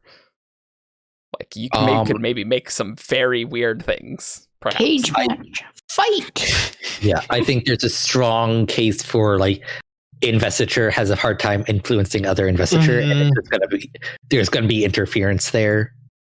Maybe. Yeah, I mean that's perfectly plausible. I just don't know what the compromise can be with the sibling and the and Navani, right? Because it feels like, I imagine splitting Spren in half is probably the Spren aren't thrilled with it. But that just doesn't seem super great. But I mean, arguably, how much are they even aware that they're split? Because because the whole thing with conjoiners is that they act the same, as if the gem was still the same. Yeah. I mean, that's the question. Like, how much do they feel? How much are they aware? Like, the sibling seems to feel that it's more, but maybe that's the sibling's bias partially. But I think there's a element of truth to that. Yeah. On the page where we see the illustration of the Arnest method, I think the translation talks about how maybe I'm projecting or assuming things, but I feel like the way the page was talking about how the Spren reacts to the metal read to me like the Spren was physically reacting to. So like if you so you have the gem and you like press the metal on one side. If it's a specific metal, the Spren will like recoil and pull away from that side. Or alternatively, if it's a kind of an attracting metal, then it will draw closer and inspect it. And so there is some level of like awareness and interest and things like that, or pain. Yeah, because I forgot that you can actually see the Spren inside the gem. Right, yeah, you can. I don't know. You are right, though, Josh. There's no way that there's all this metal stuff and that not mattering. Yeah. Like, if anything, our Magitech is going to get better, not worse. And so I'm just wondering how that is going to work with the sibling and Navani. And if you can get someone who knows about the Scadrian medallions, how much could they interface those two techs in order to bypass using Spren altogether? Because we have medallions that have plenty of core investiture to them. They do specific things, and you don't have to capture any Spren in them at all. So the more people can start talking to people from other planets and understand how the other magics work, the more you're going to be able to combine things and try and copy technology using other types of investiture. Let's just hope it goes better than Nightblood. Yikes. Well, it's hard to go worse than Nightblood. That's true. I mean, Gotta have some prerequisites to be I don't want worse. to see what happens when things go worse than Nightblood. Yeah. Yeah, wow. The crystal pillar that the sibling has is very interesting. Like, even back in Oathbringer, we thought it's like, maybe it has something to do with sibling. But, like, it's clearly invested, but there's not a spren in it, because it's like the spren is the entire city, really, right? It is the spren. Yeah. I don't know where I'm going with it, but it's very funky. Well, so there is a direction I can take this with the crystal pillar. Okay. And that is that specific arrangement of 4 garnets in it that suppresses. Oh, right. We got to talk about the Suppression Fabrial. That's right. That's right. So I'll take a brief aside because terminology is getting real weird right now. Yes. But like when the sibling's suppressor is activated using Void Light, it suppresses surge binding abilities, says multiple people in the book. Well, radiant abilities. They actually say surge binding. Don't they say Stormlight abilities? Oh, they might say Stormlight they abilities. Said Stormlight abilities because it's not surge binding. The fused were fun. Yeah. It was Stormlight abilities. That's the issue I was going to raise. It says surge binding, then yes. But if it said Stormlight in the book, I'm pretty sure it says Stormlight abilities. Yeah, because remember, Venli was able to use her surge binding, but she was using Void Light to fuel it. Well, no, I understand that. Like I was. Never mind. If it says Stormlight abilities, then that's fine. I'm looking it up. Yeah. Well, so Stormlight abilities comes in chapter 14 of Rhythm of War, where the 9 are talking to Lesbian, where it's like, you are entrusted with a delicate device, a suppressor of Stormlight abilities. So the word Stormlight abilities, at least, does not appear, but clearly, I think it is quite clear. Stormlight don't work, Void Light works okay, right? Yeah. And Lifelight works. Yeah. Sometimes. Lift is weird. Lift's weird. I think we need to do a separate Lift podcast. Anyway, so the 4 garnets, right? The Stormlight ability suppressor of the sibling. Obviously when it functions normally, when it is powered by Tower Light, it suppresses. God, what does it even suppress? It suppresses fused surge binding. Yeah. So I guess Void Light abilities and Void Light abilities. Yeah. Because like, does it mention anything about Regals? Because Regals are also powered by Void Light. I would think it would interfere with them, but I don't remember that. Yeah, if it stops the fuse, it's going to stop the Regals. Yeah. Okay. And then we obviously have the actual like portable Fabrial, which the Pursuer uses against Kaladin, and the 2 work similarly, right? Because it's the same arrangement of 4 gems, and so it seems like a lot of the functions that the sibling provides to the people in the tower comes from like Fabrials that are built into the heart of the sibling itself, right? Agreed. Yep. I was looking up the Suppression Fabrial, and I guess it wasn't clear to me when you guys were referring to them seeing the Suppression Fabrial in Shadesmar. That was the one they stole from the Fused. Yes. Yeah. Sorry. Yep. Yeah. Okay. I thought we were talking about the sibling Suppression Fabrial. Sorry. No. That one's powered by the sibling. Okay. Yeah. Fine. So that one, which makes a little bit of sense, right? So the one that is in the tower is the sibling manifesting. So the sibling manifests in many different Fabrials, right? And one of those Fabrials, one of the limbs of the sibling, so to speak, is a suppressor of Void Light abilities, let's say. And so we have this ancient style Fabrial, which is a spren manifesting as metal and or gems that performs some magical effect when powered by light. And what the Pursuer was doing, or what the 9 was doing, or whoever came up with that, it was probably not the Pursuer. He's dumb. He didn't come up with it. Yeah. Yeah, what that Fabrial is doing is it has a Void Spren that has manifested in the same way that Radiant Spren would often do. Yes. Oh, it was O'Neill that figured that out, by the way. Mhm. She reverse engineered the suppressor. Yeah, I'm not surprised at all. Yeah. But we have so the portable suppressor is what I'm getting at, is another ancient style Fabrial in exactly the, so the sibling suppressor and the pursuer suppressor are the same thing, but they use different spren. One of them uses the sibling, the other one uses a void spren. Right. Yep. Yes.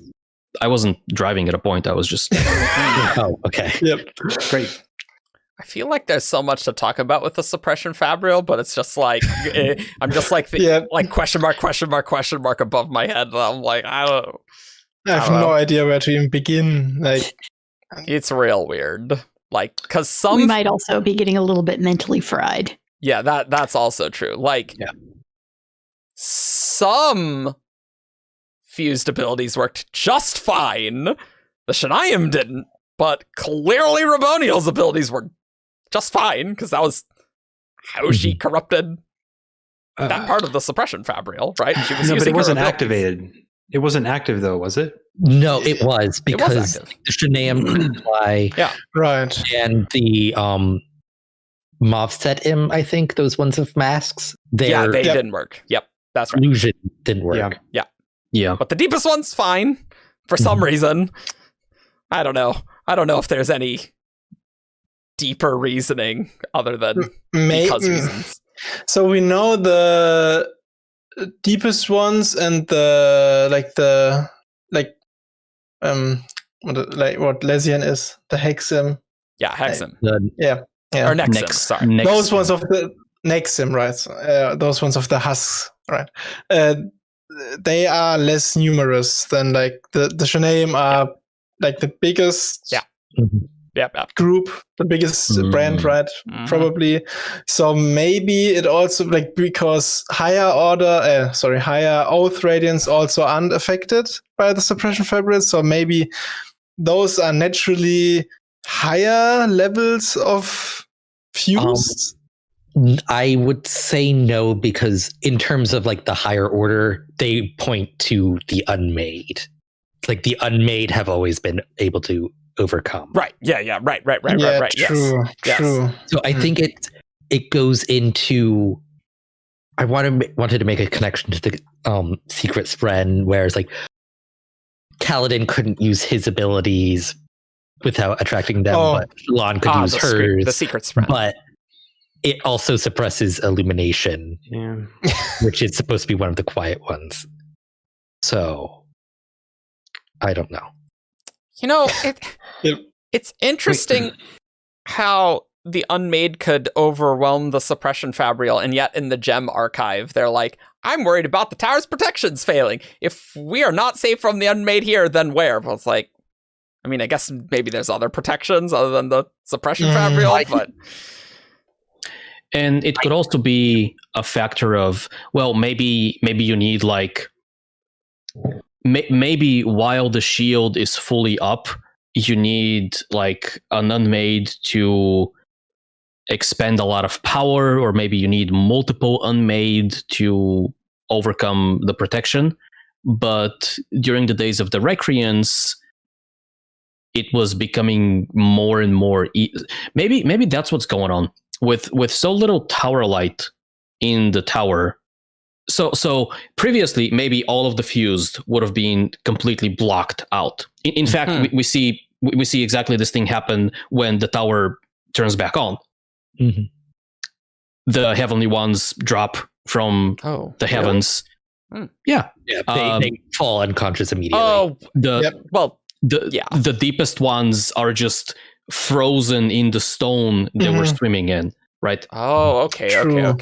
Okay. Right. And so what's probably happening is with so little tower light, the protections are failing. The protections are very weak, but they're not completely gone. And so it's not that the masked ones couldn't put up a mask, but like it would be glitchy, maybe. And obviously that's not going to fool anyone. Right. Yeah. In fact, we see, I think, was it the Chaos Pren that were like going around and they would normally be invisible, but they were like That's giving off Secret Spren. They were giving off sparks of light. True. Maybe we should also take a step back and talk about how we even think the suppression, like what is the suppression?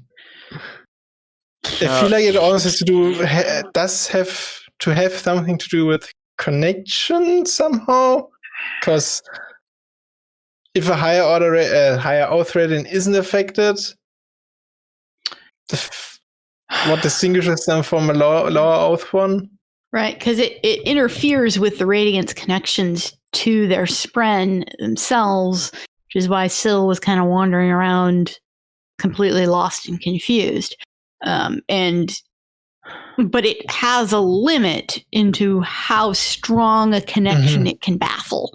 Once you hit your fourth oath, it can't actually mess between you and your Spren. You still have your connection operational, which is why Kaladin was able to stay active, is because he was so close to that fourth oath that he didn't quite go down. It's basically just a formality at that point. Yeah. I mean, it probably would have made a big difference if he had actually sworn that oath. Then he might have been able to do more, and he wouldn't have lost Syl. You know what this is similar to? Similar to Copper Clouds. Oh, true. Yep. Yeah. Okay. In that, if you are a strong enough element, or presumably strong enough invested artist from a different invested art, you can just pierce through a copper. If you are the Lord Ruler, Vin's Copper Cloud is nothing to you. Yeah. It's a sheet of paper. Yep. But if you are someone on like a comparable power level, then you got to work to make that happen. And that kind of makes sense, right? Because the sibling has a specific power level, right? And so if it is the sibling that is putting up the Copper Cloud, right? Then if you are significantly weaker than the sibling, whatever weaker means in this context, then this is just a barrier that you can't do anything about. But you are if you are on a similar power level, let's say you are an unmade, then you can actually fight this thing. I think in theory, I like parts of that, but I don't know if I would put even a fourth oath Radiant on the same tier as the sibling. Or no, okay. So I don't. I like the gist of what you're trying to say. Yeah. Yes, I don't mean to imply that a level 4 is on the same power level as the sibling. Okay. But maybe it's on the same power level as the shield that the sibling is putting out. Yeah. And we don't necessarily know that the fused the suppressor that the fused were using is on the same power level as the siblings suppressor as well. We don't know that is the case, and it very well may not be. Like if it wasn't unmade powering it might have very well what if they corrupted the sibling entirely? Like the suppression got better the more nodes they broke, right? Like it could have been a lot stronger if the sibling was fully corrupted, potentially. Yeah. Yeah, I think to a certain extent, yes. I think that if Kaladin had sworn the fourth oath, like it wouldn't have suppressed him at all. It was because he wasn't quite there. Like he was as close as it was possible he could. That as it got stronger, like being that close mattered less and less. Yeah. Yep. I do really like the fact that the deepest ones were frozen when the sibling was reawakened, because like that is an important distinction, that the siblings' defenses were weaker just, before the book started and everything, and that's just a fact, right? Whereas when the sibling lights up, then it's more powerful, and maybe if the sibling was there, Raboniel could never have done this corruption, and maybe that's why she's like, oh, I heard the sibling was dead, so I will be able to do this, right? Yeah. Because it wouldn't work otherwise, I think. Yeah. Which I guess kind of makes sense, because unmaking the sibling, like, if the sibling was fully there, like, that should not be possible for a mortal to do, in my opinion, right? Like, that just seems insane. But yeah, it's like Raboniel mentions, like, they believe the sibling to be dead or like slumbering. It's like, and it's like, this is an opportunity we need to take care of, because if the sibling was awake, and full power, it would just be an impossibility. This is a once in many eons opportunity, and we need to take it. Yep. Interesting. All right, well, the Suppression Fabrial makes more sense in my mind now, so that's good. I'm pleased. It is interesting that Radiants seem to be able to kind of push against that. But that is also not too dissimilar from like trying to pierce through a copper cloud, right? It's still a shield, and you can still try to push against it. In most cases, you're just not going to be able to do anything. But like, I'm reminded of Kaladin's like first experiments with adhesion, like when he was opening like lanterns and doing that little training montage. He had to work a little harder to make adhesion work, but obviously he could make it work. And no matter how hard he tried, he couldn't make gravitation work. Right. Speaking of adhesion, being honest research. No. Do we think I have how the Suppression Fabrial works? Like, how to put it? Do we think it only didn't suppress adhesion because it never it wouldn't have needed to suppress adhesion because the fuse aren't able to use adhesion, or is it because it's powered by void light, and void light cannot affect adhesion as well? And it would have worked, like it could work against, I guess, voidish adhesion if something like that existed, and if it was powered by tower light. There's a lot going on there. So I think okay. So the suppressor is a suppressor of Stormlight abilities. Okay, it is not a suppressor of surges. It is a suppressor of Stormlight abilities. And so I think what is going on, and I think this is going to help us explain both Kaladin and Lift, is that so when you are So this is going to go back to the idea that different surges are maybe composed of different ratios between honor and cultivation. Okay. And so with Kaladin and with the Windrunners, what we are seeing is honors through a surge and Stormlight, which is honors light. Like the combination of these two, I think, is what allows adhesion to work. Like Kaladin still has to like work hard to make that surge work, but the fact that he is, one, pushing hard against the suppression, two, using honors surge, and three, using honors light, like the combination of these makes it possible for him to make adhesion work. Similarly, Lift, using cultivation's most cultivation-y surge and cultivation's light makes that whole thing work again, but like on the bottom of the chart. This has long been my understanding of how that works.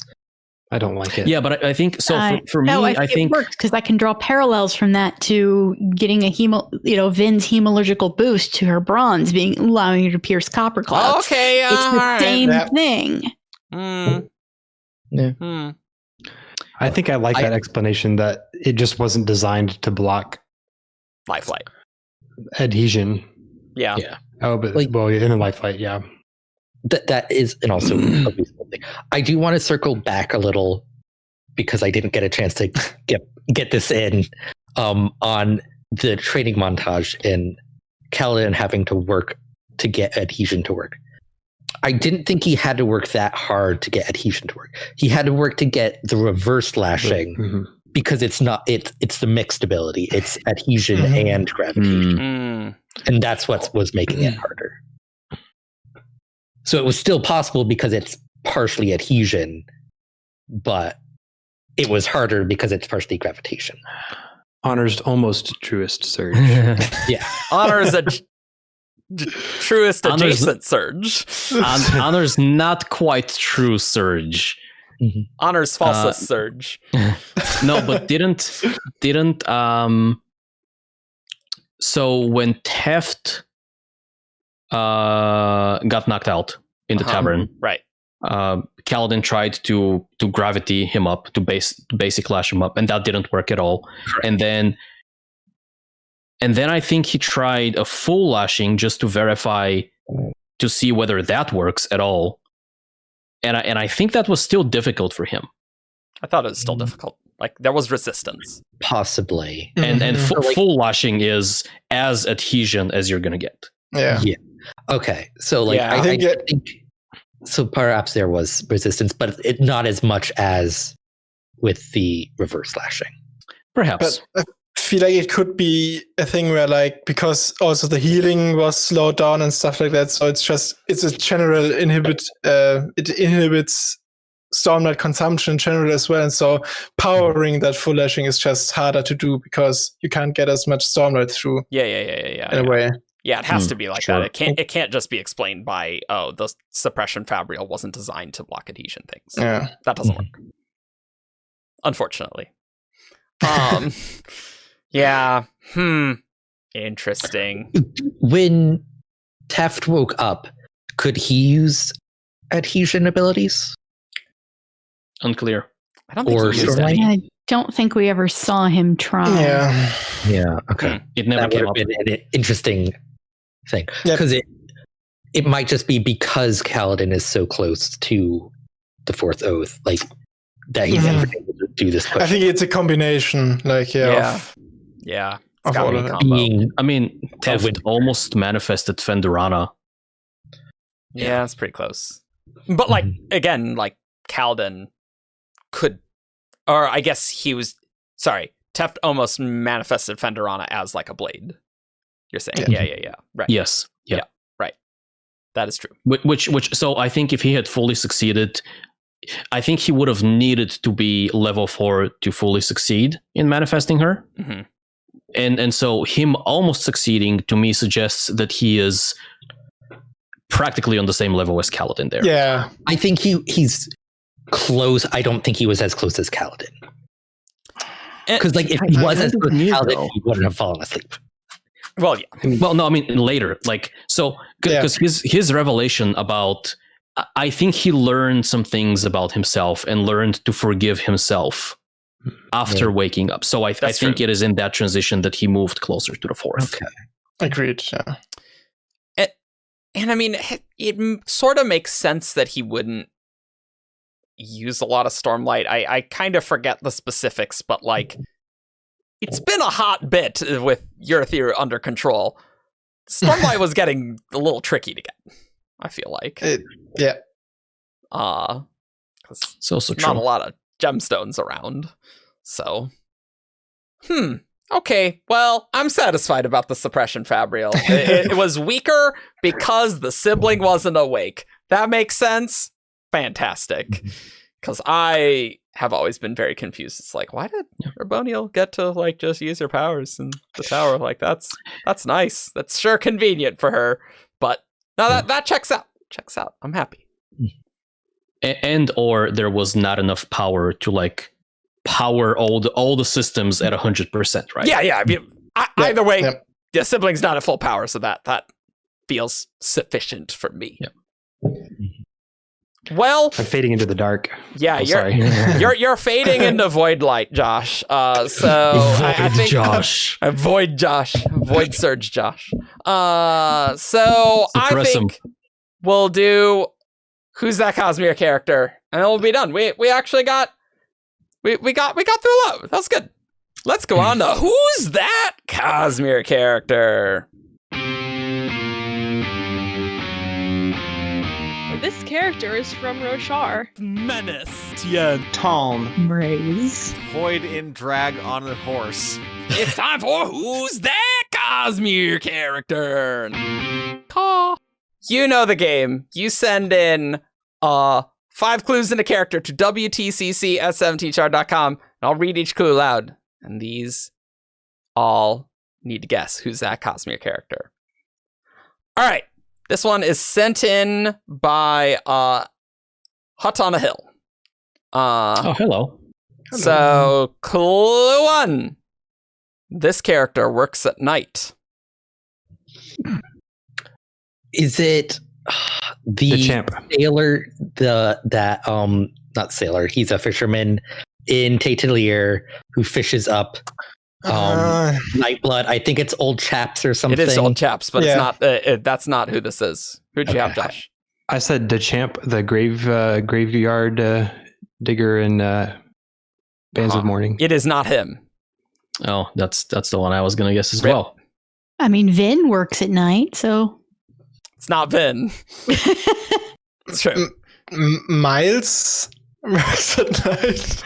It's not when Miles. the Vanishers attack the trains, it's at night. Yeah.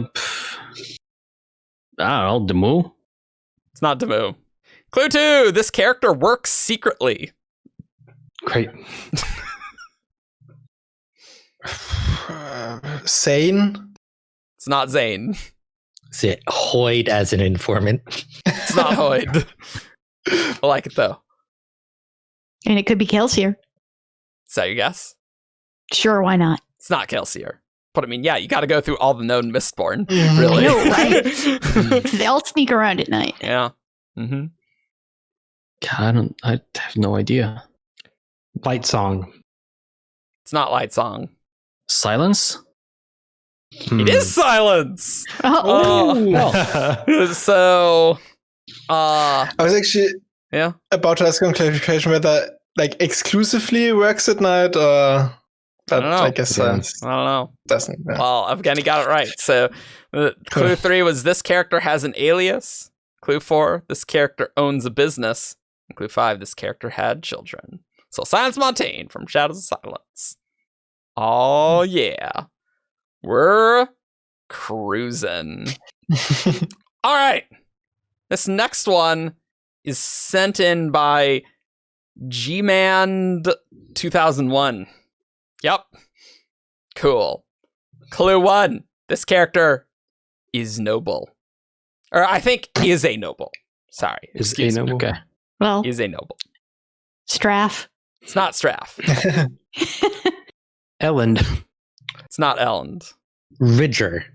It's not Ridger. Yeah, I like that. Yeah. How many times will we guess King Daedalin's children? I almost want said to King guess Idris Puffin. there. I want to guess Faffin, but I'm not sure. Like, does she still count as a noble?